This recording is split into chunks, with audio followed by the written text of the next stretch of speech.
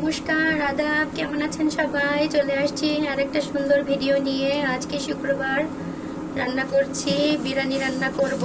আজকে যে কত আমার বাবা মা মুরগির মাংস খায় না, এই দেশি মুরগি দিয়ে বিরিয়ানি হবে, তাদের জন্য মাছ রান্না করেছি। আর এই পোলাওর ভাতটা তুলে রাখবো, সেটা দিয়ে তারা খাবে। হলুদ পোলাও, হলুদ বিরিয়ানি হবে।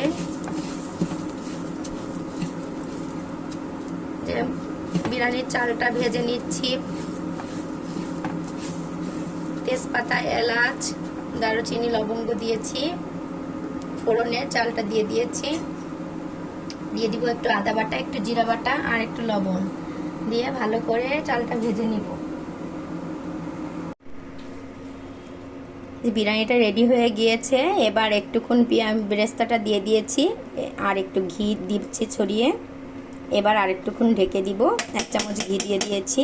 কষানোর সময় 1 চামচ ঘি দিয়েছিলাম, 2 টেবিল চামচ ঘি দিয়েছিলাম চালটা ভাজার সময়। আর এখন 1 টেবিল চামচ ঘি দিয়ে দিয়েছি। এবার আরেকটুক্ষণ ঢেকে দিব, একটু দমে রাখবো 5 মিনিট, তারপরে নামিয়ে গরম ভাতের সাথে পরিবেশন করব। এভাবে দেশি মুরগির চিকেন বিরিয়ানিটা রান্না করে খেয়ে দেখবেন, অনেক মজাদার হয়। ধন্যবাদ সকলকে। ভালো থাকবেন, সুস্থ থাকবেন। দেখো বন্ধুরা, এই যে চিকেন বিরিয়ানিটা রেডি হয়ে গেছে। কি সুন্দর একটা কালার এসছে দেখো। এই যে চিকেনগুলো ভেঙে যায়নি, চিকেনগুলো আস্তে আছে। একটু ঝামেলা হয় দেশি মুরগিটা দিয়ে বিরিয়ানিটা করতে গেলে, তারপরেও কিন্তু অনেক টেস্টি হয়। আর ভাতগুলো কেমন দেখো, ঝুরো ঝুরো টাইপেরই আছে, একটার সাথে লেগে যায়নি।